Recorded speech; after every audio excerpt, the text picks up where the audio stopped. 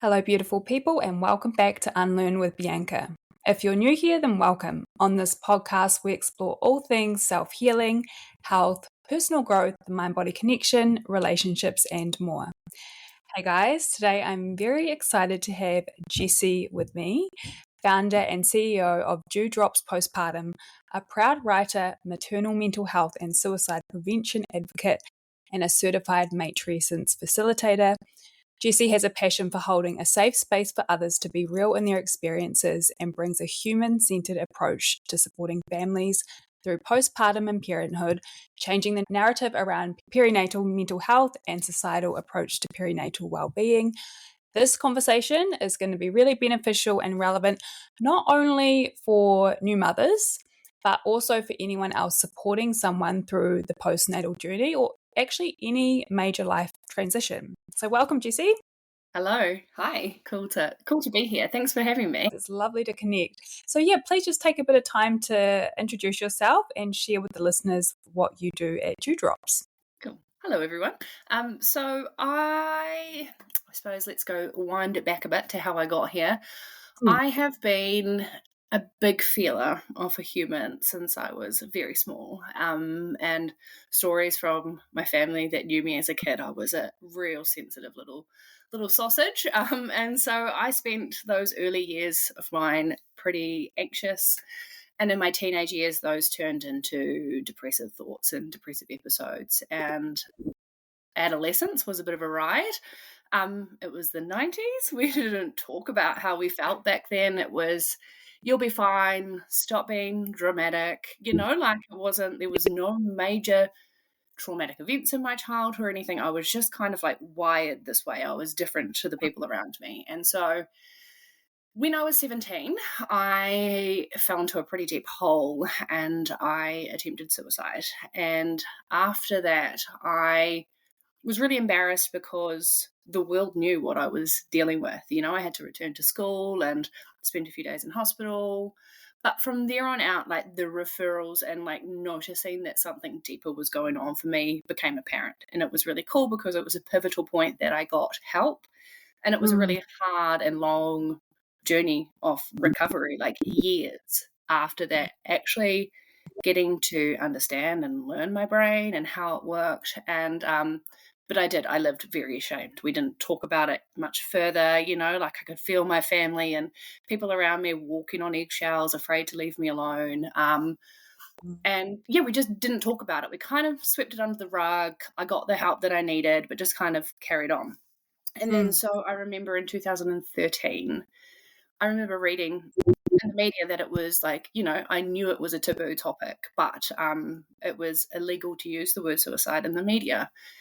And I got to this point in my life where I was, reasonably well and happy. I'd got through those holes and kind of got to a place where I was like, whoa, like I actually didn't want to be here. And I look at my life now at that point and I was like, I'm so stoked that I got to stick around for all of this. Like, don't get me wrong, parts were hard, but I looked back and I was like, I got to stay.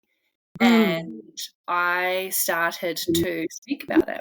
And so all these years later, after that attempt, I got to share and I wrote about it and the press shared it. And I had just my inbox was full from people from high school that were like, whoa, I had absolutely no idea you were like the happiest person I knew. And so from then on out, like I found a real passion because there were also people in my inbox going, thank you for sharing. I've felt this way. This is my story. I've never felt safe to share it with anyone. So thank you for being a bit of a permission slip. And from there on out, like that fire of like the advocacy and just being human in it was like, it just set my heart on fire. And so I continued writing and got really passionate about that and suicide prevention work. And we ran some events around that and just started to find like a whole different bunch of like holistic tools that actually just help me understand myself on a deeper level. And so getting to rewire those parts of my brain that were just innately anxious, like always going to worst case, always going to what if, always worrying about what I said or what I did, but at the same time having this strange sense of confidence that made me comfortable with being quite an outward person as well. It's like that classic case of the clown. And, we Totally. see people who do die by suicide and they're quite public, and they are, these big, powerful people. People And that you'd least expect from yeah, the owner and the way they yeah. present themselves. What kind of tools, I'm just curious, what kind of tools, like the holistic tools, you started to look into and work with?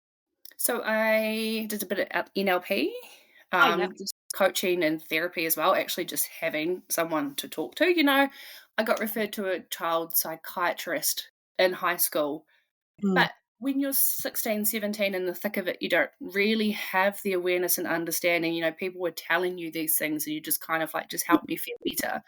I Mm. think so. It was probably from my like early 20s, so I'm 35 now, so 15-year journey of trying different things Yeah. and actually realizing that going inward can be powerful but so uncomfortable. And I think that's the biggest part of healing is it's like it's not fast, it's not pretty, and it's really uncomfortable. And like my scope of what I healed from was like myself. I didn't have massive like traumatic life events that I had to heal from. And so I can't even imagine like what a whopper of a journey that would be. But for me, it was just like actually being able to look at myself and just be like, maybe you might be part of the problem, and that's really uncomfortable. And not that I was a problem, but I was allowing myself to feel that way by allowing those thoughts to consume me. And so it got to a point where like, depressive hole, come out, depressive hole, come out. And each time you build a little bit of resilience, next time those feelings start to arrive, you're like, right, okay, hello again. Right, I'm not going to let you get me this time. Yeah. And I think that's actually it. It's just over time you build a small bit of resilience Yep. using external things and internal. Absolutely. I would love to take to that conversation around resilience and building capacity, because I feel like we could talk on that as Yeah. like that is actually the key, because life doesn't stop, right? We have challenges along the way. But I will go back to like your journey, because I'm so excited to know how you got into this space, that point, and you got some tools and you were advocating, and then how did it sort of look from there? So I, live well, happy, and got pregnant. We chose to make a family. And so I was so maternal throughout my life. I think I've been babysitting since I was like 12, giving me like other people's babies. I was like, give them here. And so I assumed and I consciously made that choice to be pregnant, had a really lovely pregnancy, thought like we did hypnobirthing, and I was so ready to like go through that portal and be a mum.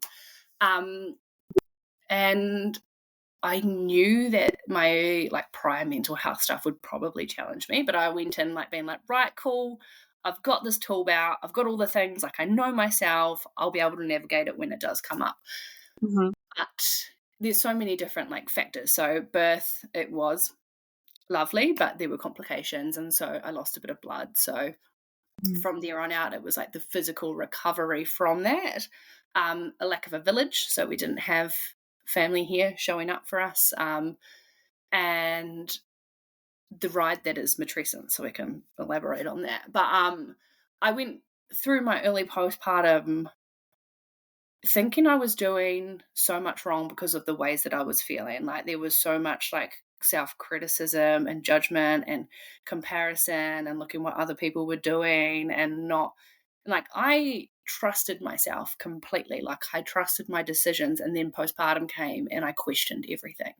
I Mm-hmm. questioned things that even I innately knew were true. I questioned them. I never once before that, like, I looked at what other people did and stuff, but I never really compared myself to other people. But I was seeing what other people had, what they Mm-hmm. did, and completely like fell into these holes of Mm. comparison and struggling. And why am I finding this so hard? I had all this, I thought I had healed. Yeah. And then all this stuff came out, and I'm just like, oh shit, you didn't.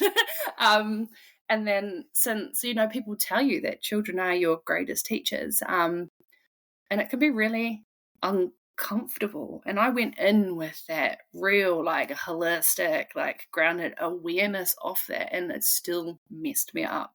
And so Mm. again, I started speaking. I started writing and sharing this experience. And again, I had people in my inbox, really close friends.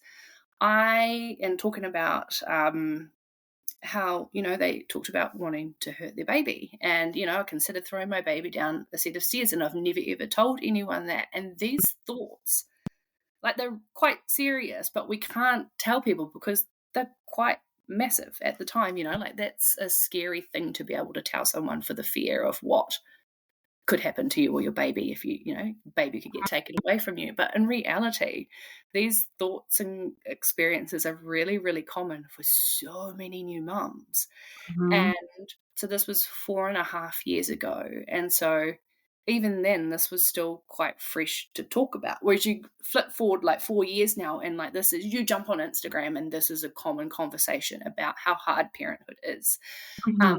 Antenatal education back then didn't prepare you for that. It was like how many layers to put on your baby when you leave the hospital and about birth. And there's nothing about that like, this is going to be the biggest transition you're potentially ever going to go through. And so it hits new mums, not just mums, parents, like a ton of bricks, because we're not really prepared for it. And there's so much just you wait, if you think it's hard now, wait till they're older, wait till they're teenagers. And then there's people that are like, enjoy every minute, you're going to love it, like this is the best thing that's going to happen to you.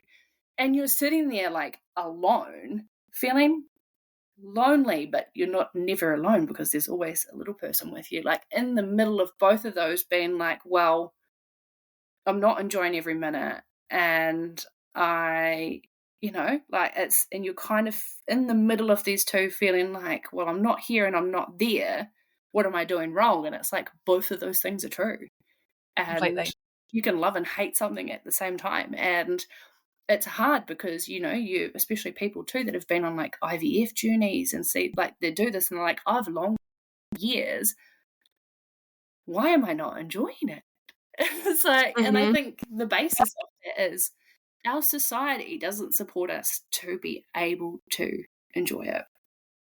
Yes. Basically, Well, I'm is what it comes down to. definitely going to dive into all those factors because it's like I'm sure, so multifaceted, right? And yeah, we will do that. Before we do and we talk about some of those concepts, do you want to explain dewdrops so that people actually get an understanding for like what your business actually is, and then the conversations from there will make so much more sense. Yeah. God, I didn't even go there, far out. It's like all the layers. I love a story and I love the context. I don't think I even asked you, so take the floor, go for it. So Dewdrops was born 3 years ago. So like I said, didn't have family around, lack of the village that we speak of. And as a person who likes, order in my home, I like to be in a tidy space. For me, my healing from anxiety and depressive episodes is like I like to maintain a little bit of control so that I don't fall into those holes. I think that my environment for me massively affects that. And so when I had postpartum and I couldn't keep up with all of the things that I like to control in my external world, I saw how really hard that was. And so with my mental health advocacy and that passionate side of me, as well as just being like, I would probably say I was a control freak, not anymore. I found it physically really hard to allow myself the mental space that I needed at that time. Does that make sense? So there's so much in the physical world that needs to be taken care of before our mental state can be solid. And when you're postpartum and your lack of sleep, there's someone that needs you, someone's touching you all the time, I found it really, really hard to be able to manage the load. And so I was like, why? Okay, so you can get a cleaner, you can go and get therapy, you can go to your baby groups, but you can come home and still see it's a pile of laundry, what's for dinner.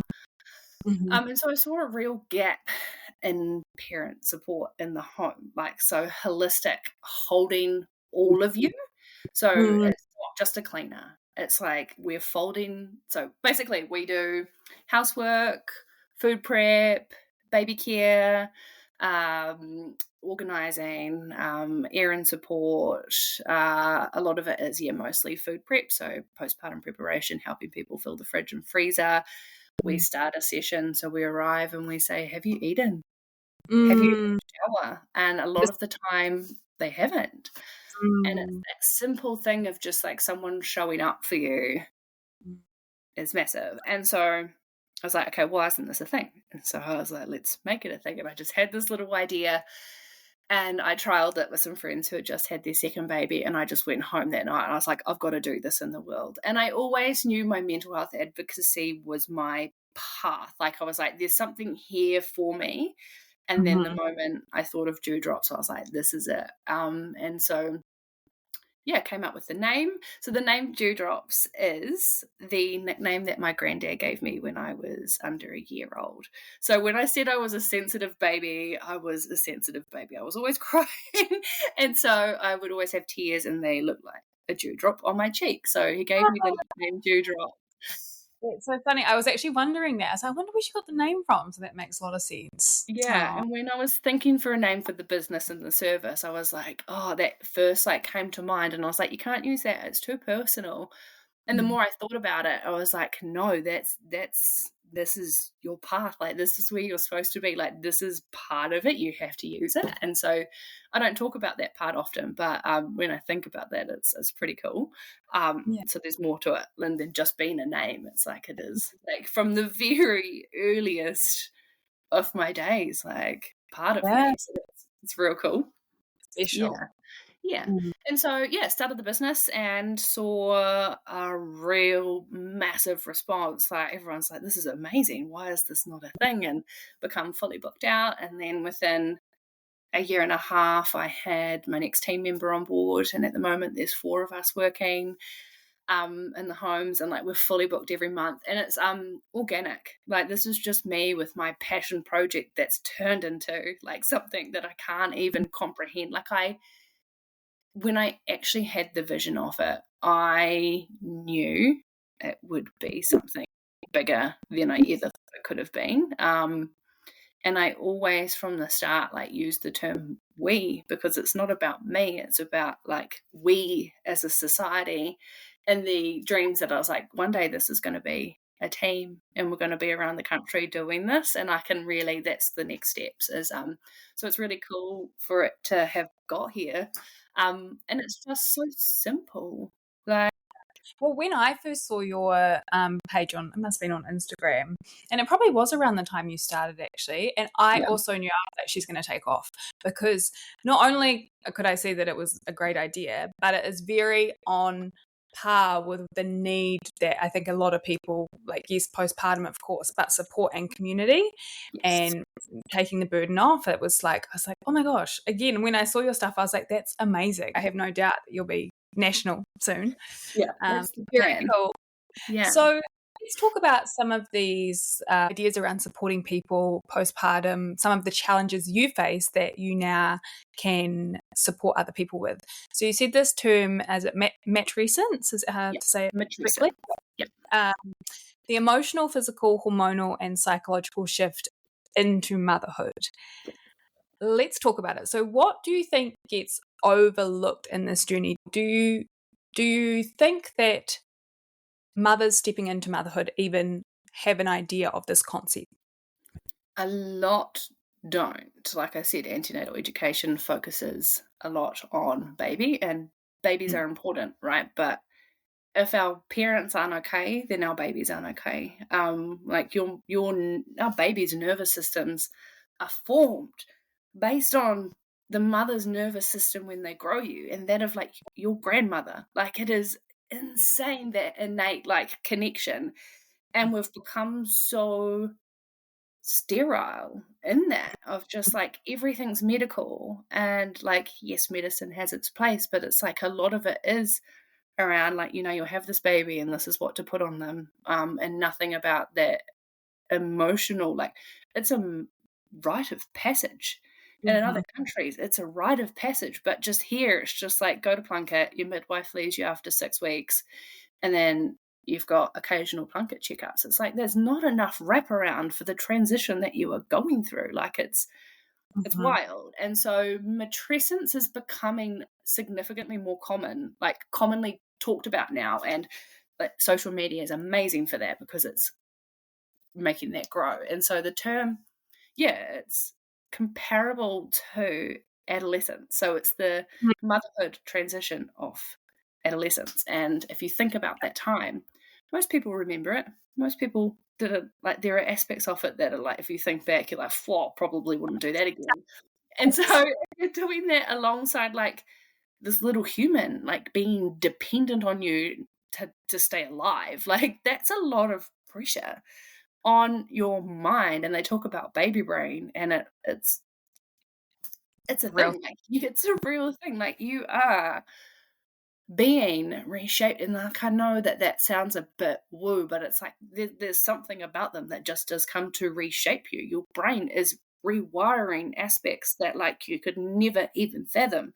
And it's like, it blows my mind that this is not part of antenatal education on like a massive societal basis. Like, there are amazing organizations. So there's Matrescence New Zealand now that are doing this as antenatal education, which is really cool. So it's preparing you as parents for the transition. A lot of it, yes, about baby, but it's about parents, which is so, so cool. But imagine if that was the given. And I think there's like a real sweet spot between the just you waits and the love every minute that should be or could be a part of antenatal education, so that it's like when those hard things hit you, you're like, okay, I know it's not me. Like, this is something that like so many people experience. There are a few of us that are brave enough to share it, but in reality, there's like a massive percentage of women and parents and dads too who struggle with it. So it's like, by giving people this awareness and understanding before they've even gone through birth, I think when those things hit you, it won't be as full on. Yeah. Well, it's like, it is biology, isn't it? There are Yeah. so many physical changes. Yeah, I can understand like a lot of the education is around baby and this new experience you're going to have. Yeah. However, you're so right. Who is raising the baby? The mental, emotional, all the shifts in a society where we aren't prepared for that. We don't support that, which we will talk on too. It just makes sense. Do you think in other cultures this idea of matrescence is valued, is prioritized? Do they learn about that through the rites of passage? Significantly. And I think like they see it as like growing up. Like, so in Korea, they've got the 5-5-5 rule. So it's like you spend 5 days in your bed. Like, you leave to go to the toilet, but like you are in your bed. 5 days next to the bed, and then 5 days in the home. So it's like you don't leave the house for 15 days. Whereas here we've got people, and I did it too, like less than a week, just like taking the baby for a walk around the block. It's like, and then there's other parts around the world, and like China and the Middle East, and there's like a 30 to 40 day, like, it's confinement, and they call it confinement, and all of your family and all of your society wrap around you. They bring you food in bed, and there's massive like celebrations and closing of the bone ceremonies, because it's like, it's honored. It's like you've birthed life. Oh, I just got goosebumps. It's like, and you deserve to be honored in that. It's like such a massive thing. But we're here, it's just like, oh, you've had a baby, here you go, you might get some toast. 3 days later you go home, like, and that's kind of it. And it's we don't quite get it right here, and it's a big thing to change. Like, it's so systematic. Maybe we should talk about the systematic aspect so that people that are going through this or supporting people through this don't think it's their individual problem or something that they're just naive to, because it is very systematic, and I'm sure everyone can see that to a degree, but there'd be so many factors. I think the first factor is that I'm thinking of on the spot here, not even being a mum yet, there's pressure for the woman to get back into work or to just bounce back, right? Yeah.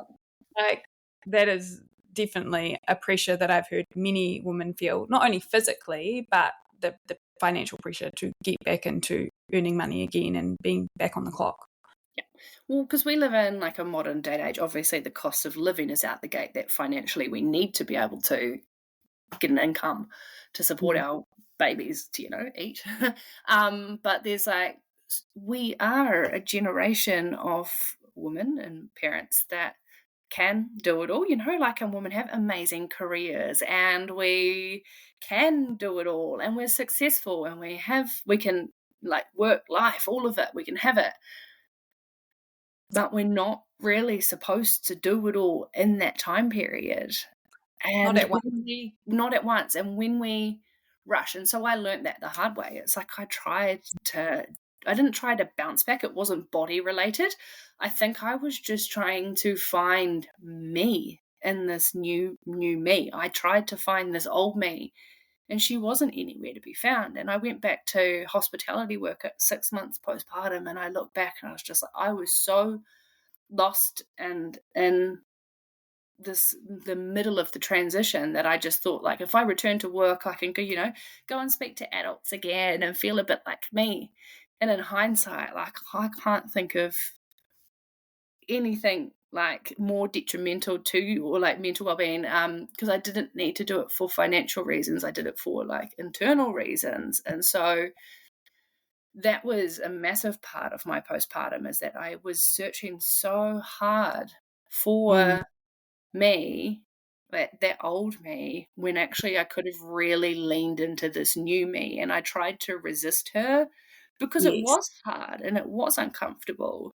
In my mind, falling into those patterns of anxiety and depressive like episodes, like that was really innate for me in that time. So I think I tried to run from it instead of facing it. And so that's why I love doing what I do now, because I allow others the space to have that space to mentally be able to move through it so that they don't have to try and run away from that. Like, yeah. I was actually going to say, like, if there was a woman in your position, she's listening, she's like, yes, I so relate to what she's saying, and or a friend or a loved one, would your advice be to allow, and it is grief, allow that grief process of, because it's a heavy word as well. A lot of people are like, grief, like, how is that grief? But it is, it's like a shedding and a letting go of what has been, to allow space for this new you to come into play, right? Because so often, if all of our thoughts and our focus is on the past and what was, we get stuck there, and that is what creates those loop cycles. So of course there's a natural aching for what was, but it's a grieving process, I can imagine, stepping into motherhood. Definitely is. And there's like levels of resentment that come with that as well, like the grief.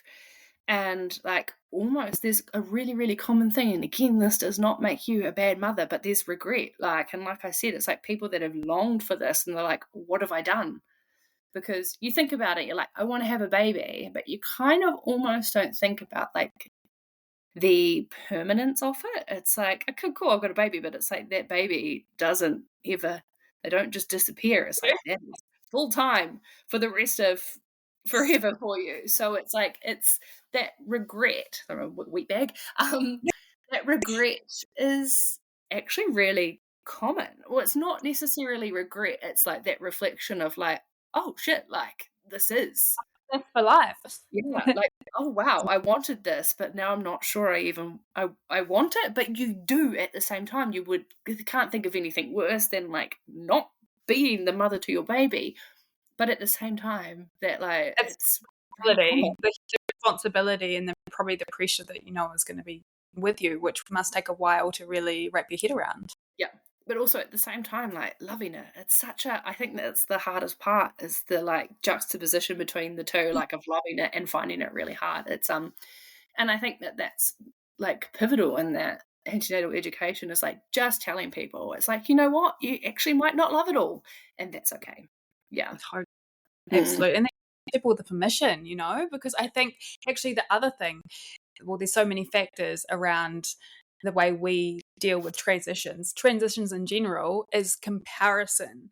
And then we have this culture whereby people aren't being real and honest, and then you get on social media and see everyone's best snippets, which adds to that extra pressure.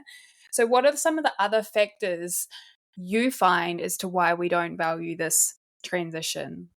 Definitely. And I think, we see it on social media that like, I've got to have these nice things and I've got to be out, looking like I've got my shit together to be able to be like successful, like a good parent. Like, and it's being a good parent is not related to any of those things. Like being present, like children, like babies, they just want your time and connection. And I think that is the most important thing you can give them. And so I had a chat with a group of mums this week and talking about how her partner in those early days was like, well, I can't do anything. I can't do anything. You're breastfeeding. I can't. And it's like, but you can. What you can do, and two, is like a friend supporting someone having a baby, is hold that space for the mother. Because everyone shows up and they're like, oh, baby, baby, baby. And it's like, no one's like, how are you, mum? Like, everyone shows up and wants to hold the baby. And like, I'll see mums, and I did it too. I had friends coming over after a couple of weeks and I was making them cups of tea. And it's like, no. And so we should be doing those things for our mothers so they can just be slow. But for the dads, it's like taking care of, and parenting partners, not just dads, is taking care of the mother is like the most important thing you can do. And it's wild to me, like how, you know, those questions that we ask when we arrive of, have you eaten, or do you want a cuppa? And it's like, that's such a simple question to me. Like, it's minimal, bare effort, right? But it's something that people don't do. Like, our friends don't show up and do that. But then there's like a real thing about, so people, once they've become a parent, they're like, oh my gosh, I just bought my friend socks when she had a baby. Now I'm just like, I feel like the worst friend in the world. Like, I should have shown up so differently. And it's like, that's cool because you can now. And I don't think until you've been through it, you can see that. Like, Completely. And also people have really busy, challenging lives as well. So we have to cut ourselves some slack, you know, if we know friends are going through it, but maybe we are at the same time. And it's like, you do what you can do with the capacity and the knowledge that you have in that time and space, right? That's massive. And because it's like, that was another question with this group of mums, is like, how do I show up for someone when I am already so busy? It's like being there, being a text away if you need to be. And it's really hard, you know, like you can't just like always cook your friend a lasagna because that's $30 odd worth of ingredients and dropping that off. It's like, or the petrol if they live over the other side of town. It's actually not as easy in this day and age to just show up because everyone's almost at capacity themselves. But I said to this mum, I was like, you know, when you do show up, even if you can't take a meal, have a look in her cupboard and maybe make her something from what's there. Or if it's like, just put the jug on when you're there, or when you're sitting there and you see a pile of laundry next to you on the couch, just start folding it. Like, it doesn't actually have to be profound. And I find that the moments that make the most difference to the families that we support is really the simple stuff. It's them not needing to give us direction and not having to think when we're there. It's like, we just do the things.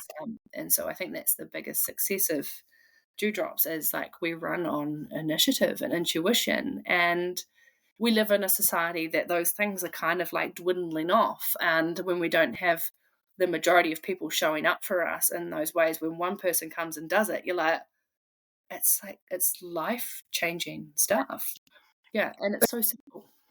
We talked about that conversation around women and some of the conditioning we have to get through around receiving and asking for help. And actually, on one thing that when you said around, like, it's the small things, and your partner even asking, have you had food, you know, how are you feeling? Women's nervous systems respond to safety so much so it's like, we can't even drop into our body until we feel a level of safety, and that's obviously the most difficult season to find that. So it does come in those tiny little things, right? Just that feeling of being taken care of.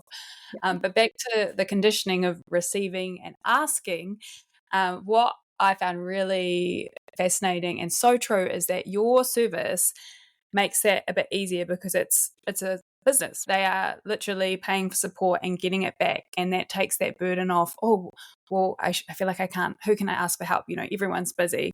Do I deserve to receive that kind of help? Is that too frivolous? Can we talk about that?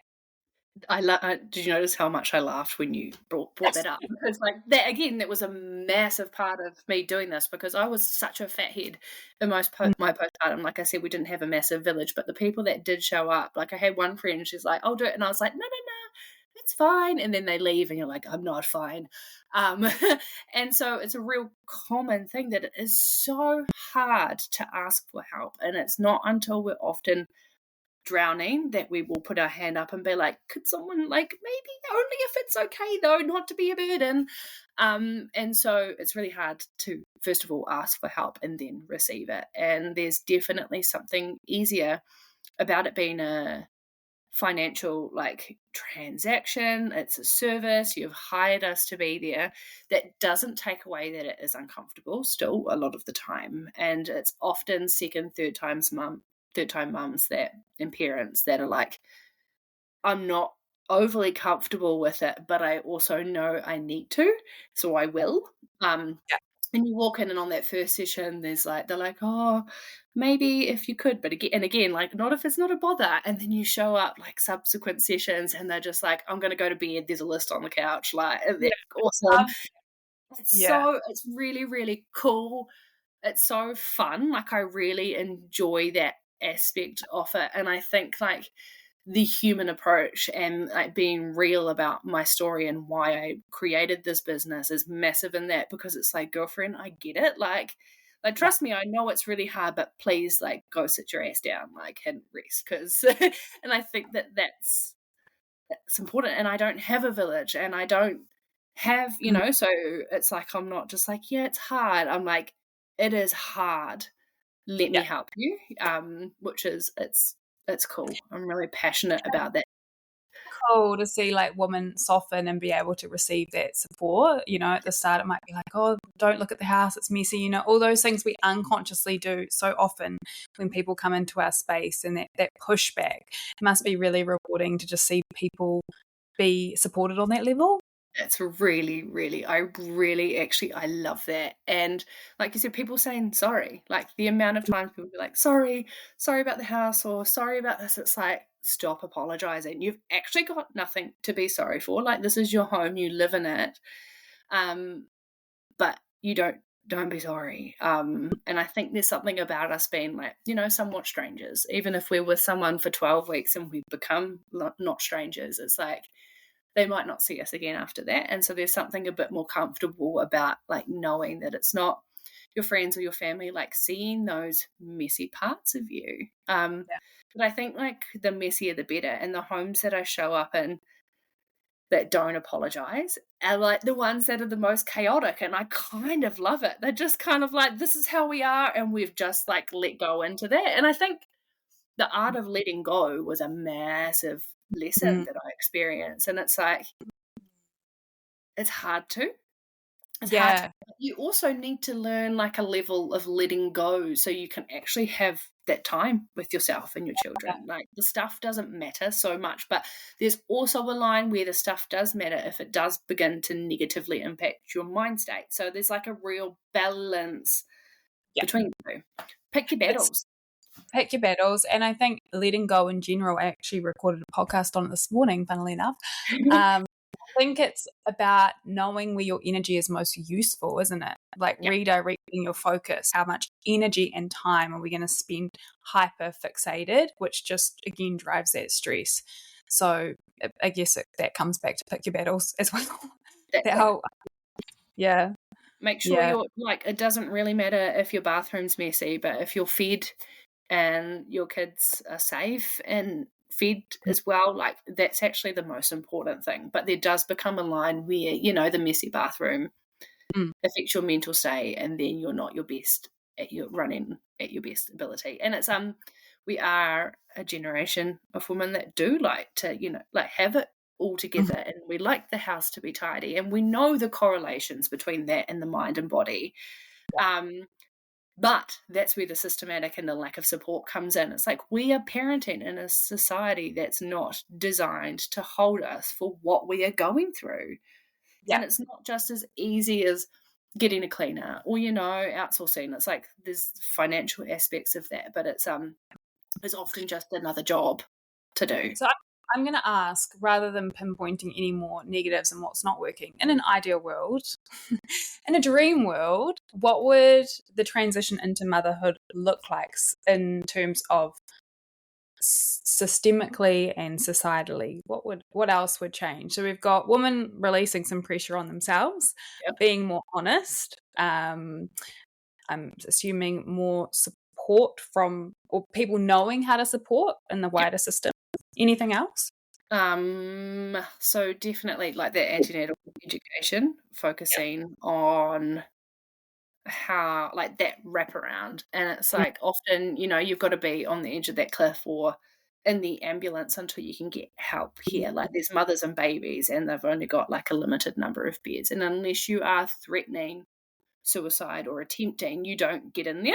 And then there's people going to their doctors who are saying like, hey, I'm really struggling. And I've heard this from clients, and their doctors are like, that's the baby blues, that's fine. And they've let them walk out of those offices without like one referral. And so there's massive, like, our healthcare system is like pushed to the max. Our midwives are amazing, but they only get 6 weeks with you. And they have multiple caseloads and patients at one time that they don't have the capacity to be able to show up as they're needed. And then, there's doctors dismissing that because they're not actually educated on it in the levels that like our society needs, like everyone's just like, oh, that's normal, that's baby blues. So that part of it, obviously funding, like a lot of it comes down to funding, and there's not enough of that to be able to put the things in place. So I think that the human conversations on like a real public level are a massive way forward while the system catches up, because that's going to take years related to funding. But I think that the conversations normalizing it are a massive way forward. And I think not just for mums, but for dads and parenting partners too. And I think that needs to be a massive part. Like antenatal education, it's like, do you know how to cook? Like, do you know how to do your finances? Do you know how to communicate with your partner when you're like in conflict? Like teaching like emotional regulation. We are a generation of parents that a lot of people are reparenting themselves. Like our parents got the cord and they got the cane, and then they filtered that down, and our generation is thankfully like, we got like a slightly filtered version of that. And now we're in this world where we're like, we know that doesn't work. We know that does not create a safe environment for a little human to grow. And we know about like the nervous system and all of that. But then there's not enough education and support to be able to actually implement the things that we know on a practical level and a supportive level, especially to those who need it that can't have access to it due to many reasons as well. So many reasons, like so many different reasons, like, and that's what I love about Matrescence, that it brings all of those things in, like, your upbringing, your financials, like, and like your relationship, and all of that. But yeah, there's that so much could just be done there. Like, people tell you just breathe. Just pop them in their cot. If you're having a hard day, pop them in their cot and just go outside and take a breath.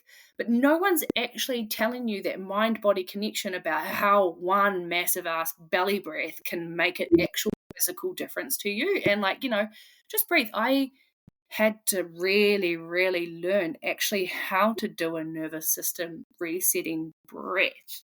Like you, like, you to scream with it, like do it, and giving people like, and I know that's such a simple thing, but it's like, just breathe through it. It's like teach people how that breath feels in your body. And it's like it's that rewiring. It's like, and it's such simple stuff, but like giving people things that don't cost money, or like that just take like a bit of time, like, and giving these things as free resources. And I know that sounds like too simple, and it's not the only answer, but it's like it makes so much sense to be able to base that emotional regulation on, like the foundation, right? And it's the foundation. We need those tools for foundations of any resilience, which we talked about, regardless of parenthood or not. Regardless, totally. And we're not taught it, and unless we somehow go through a challenge and need to, then it's like not the first thing you tend to spend money on or turn to, right? Right. I do want to ask about, you mentioned like partners, or I don't know, you used another term for the Parenting partners? parenting partners. Yeah, that was it. Do you see any themes in the way and what their needs are, and any challenges that come up postpartum that also could be opening up a whole other conversation? But I'm actually curious because we haven't talked through that. Massively. Massively. And there's so much out there, like mums fall through the cracks. There is so much work to be done there. But parenting partners, and I use the term parenting partners, not just dads, is because we live in such a diverse world. And I don't just even use the term mums in our work. It's like, because the whole family unit, it's actually not even parents, it's like older children and stuff as well. But so supporting the whole home, including parenting partners and older children, to be able to move through the transition, because they're all transitioning too alongside you. And there's so much, like, and we've got our husbands and parenting partners like watching mum's birth. And so say it's a traumatic birth, right? Hard for a mother, massive for a mother. But imagine watching that, seeing someone that you love dearly, like risking both your wife or partner and your baby's like well-being, like that's massive. Dads don't get birth trauma support, and so they're left like, okay, that's the start of their parenting journey. And a lot of the time they can't do stuff if we're breastfeeding. They think that they can't, like I can't. But it's like, you can take care of mum and you can take that baby and take that time to bond while she's having a shower. It doesn't actually have to be massive. But there's also a massive thing of maternal gatekeeping. And so this is something that I did, and I know a lot of mothers do. It's like, we grew these babies, we're innately connected to them, we grew them, so we're naturally protective. Yes. And I remember busting my husband's balls because like he put a sock on. He put a sock on backwards, and I'm like, "Argh!" And I'm watching him do these things, and then I'm like having a go at him about it. And he's learning at the same time. He is learning too. And here I am knocking him down a peg every time because I know better, because I grew the baby, and it's a really normal thing. And so the chemistry and all the hormonal changes and everything probably has a lot to do with that as well. so much to do with it. And so I had to really learn to just be like, right, is this a safety issue? No. Okay, let him put the nappy on backwards. What's the worst thing that's going to happen? He's going to have to change the clothes. All good. And so learning to like communicate, like I said, it's like, okay, cool. What he's doing might be like making you boil on the inside. Okay, but baby's safe. It's okay. Okay, cool. Let it slide. He'll learn. And then choosing those things to communicate, like if you're watching them put that nappy on backwards or doing something wrong, letting it be at that time. And then again, communication, going back later and being like, oh my God, hey, I saw that you were putting the sock on like that way. I used to do that too, but I actually learned that this way works so much better. And they're like, oh, cool. Like, and you can work as a team to like navigate those things that, don't get me wrong, the thing that he's doing still might drive you crazy, but you can communicate, like, and it makes such a difference to the whole dynamic. Yeah. Because otherwise the other person, whoever it is supporting, feels redundant, feels unappreciated, more likely to towels. They don't want to do anything.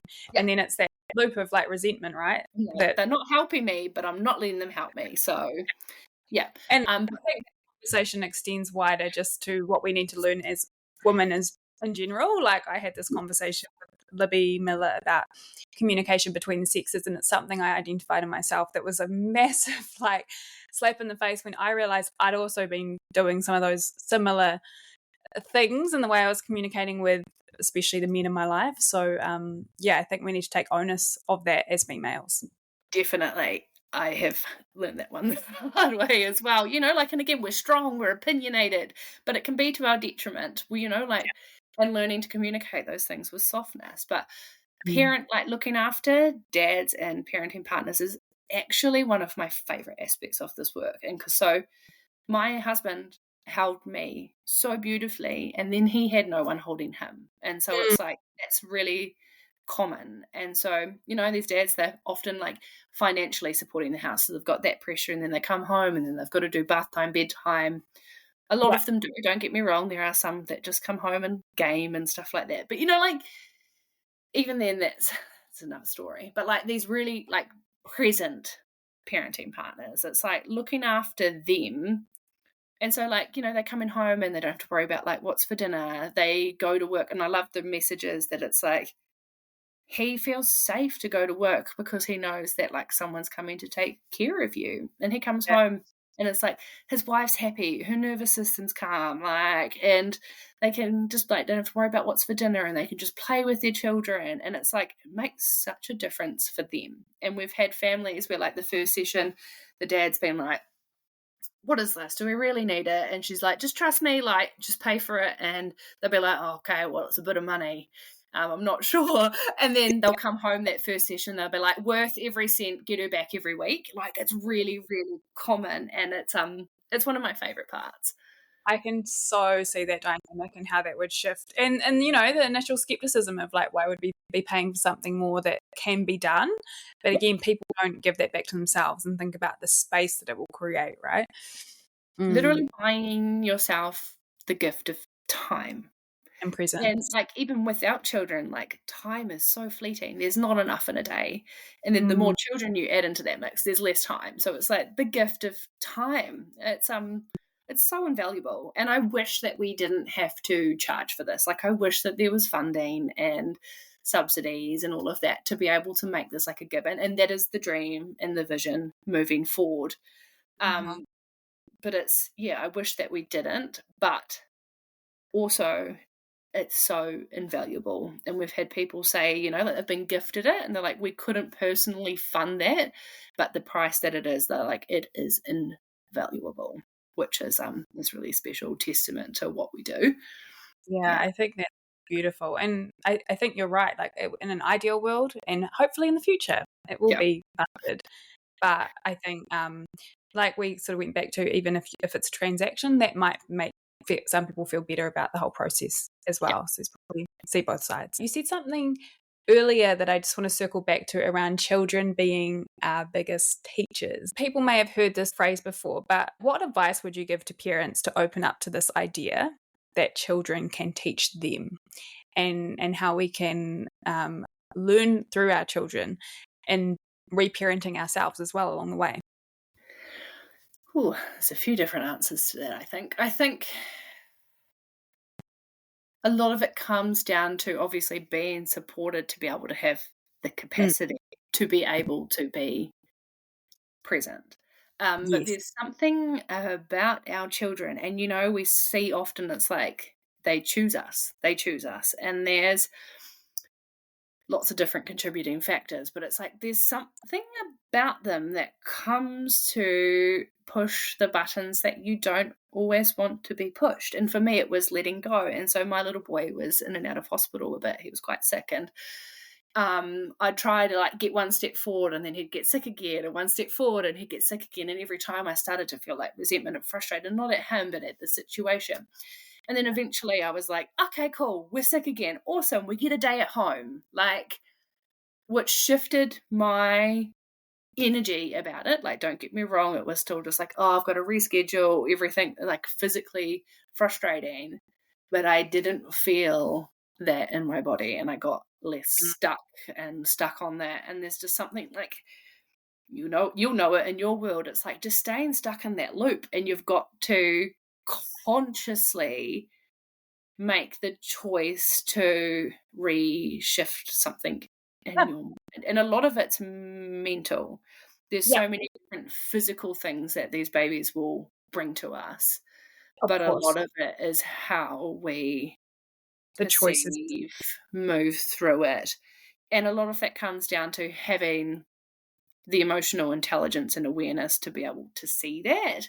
And I only have that now after, like I said, my 15 plus years of exploring that and playing with that and leaning into that.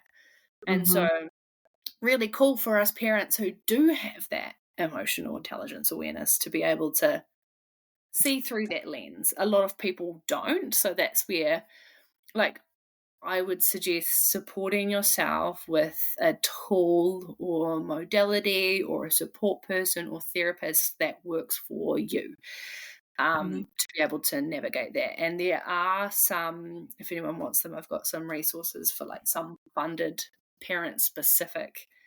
I can share you the link to share with it.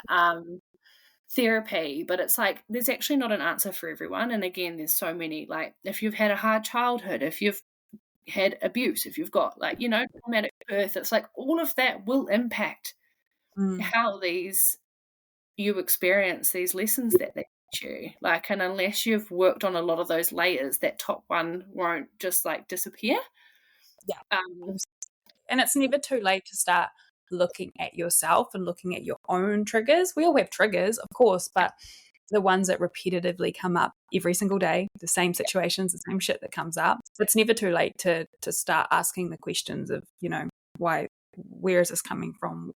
What are my choices even? So it's like, a really I remember yelling at him because I was so overwhelmed, and like he was a bit of a slack napper, and like I remember just like yelling at him. He was under a year old, and I was like yelling at him. It's like he was a baby. He was not doing this stuff on purpose to like try and peeve me off. Like it wasn't intentionally doing it, but like my reaction to it was just like, I just want this frustration to stop. And so at that point I was like, I do not want to yell at my baby. And I had to take a big look at myself and actually go and get external support to be able to do that. And like, again, the awareness to catch myself. And then there's such that, that mentality around like, don't never shake a baby. And the perception of that is like, it's only low socio and certain demographics and cultures that, shake their babies and hurt them. It's like, nah, no, it happens to a lot of parents, but no one talks about it. And it's, again, the fear.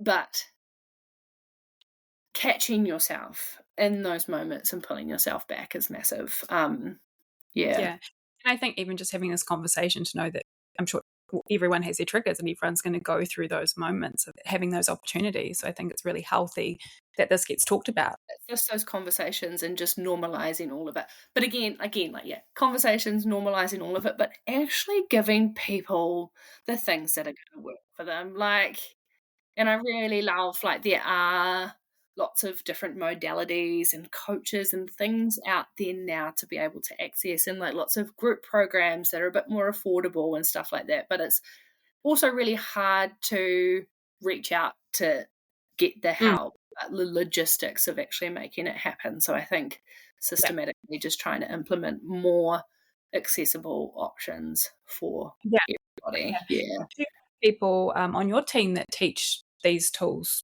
to, when they're going into the homes? So everyone on our team, so we're peer support based. For us, that's safety. Like, safety is our biggest thing. So none of us, we've got a couple of like trained life coaches and teachers on our team, but we're still peer support based because there's a lot of factors that come into maternal mental health and wellbeing and all of that it's risky. So all our connection and advice and or suggestions and support is peer support based, because we do believe there's a real important space for clinical support alongside, like while we're folding someone's laundry, just having those conversations. Like, that's actually quite profound, and that often can actually kind of do just as much as a clinical space for someone, that validation, but like safety being the biggest thing. And so we work with a lot of different places that we can refer on to for people on their behalf. And so having, different people, and we get to know different people and different coaches and their skills and what they have, so that when someone comes up, we're like, oh, actually, you might really enjoy this person. And I think you have to, with like my journey, I've trialed and a lot of different things and different people and just been like, oh, that doesn't work for you. And I've actually seen people that have been like quite clinically depressed and seen like a therapist, like a counselor for years, and then go and see a life coach, and they've come out and they've been like, what? What have I been doing this whole time? I've been staying stuck instead of finding resolutions. And so it's cool to have all these modalities out there. But then at the same time, it's really important to make sure that the person that you're seeing is qualified, safe. And resonates and, you feel safe with. Absolutely. So is there anything else you want to speak on? We're coming into an hour. Is there anything else you would love to share? Oh, man, I could talk about this stuff for hours. There's so many layers. I think, just as a society, showing up differently for the people around us, whether it's parent-related or not, like, speaking about uncomfortable stuff is really, really uncomfortable. And grief too, like, and you'd know this, like, people are scared to talk about grief. Mm-hmm. It's uncomfortable. They just ignore it rather than just being like, how are you? Like, they just ignore the fact, like, and it's just, there is something like, and there's talk about, like when we talk about suicidal ideation and stuff like that, that it's like, we're not supposed to talk about it because you'll plant that seed. It's like actually just talking to someone, like, and being like, are you thinking about hurting yourself, can actually just give them the permission slip to know that what they're feeling actually is okay. And then you can help them. So I think just like dropping all of those walls of what we think and being human. 100%. 100% agree. And that is what this conversation has been. I've so enjoyed it, and I think you've opened up so much for people to think about, whether they are moving through into motherhood or they're supporting someone or just life transitions, because this all is about just getting real with ourselves and leaning into that vulnerability, I think. Yeah, there's so much magic there. And like I said, it's uncomfortable, but like if we can, wrap around it, it's like there's something quite cool to be found in the uncomfortable once you're on the other side of it. Yeah. Sure. So where can people keep up with you, Jessie, and get into your services? And I'm sure some people will be wanting to follow your journey after this and see where you end up. How can they find you? Where's best? So Instagram's where we're most active, so you'll find us there, dewdrops_postpartum, and then our website as well. So you can find about like our pricing. So we do packages, like a range of different support options, payment plans around Canterbury at the moment. So, but watch the space, there'll be more. And I'll get you to send me that list of practitioners and other support people. If anyone wants to come my way, we'll have that. Awesome. For the conversation. No worries. Have a good one. You too. Thanks so much. Bye. Bye.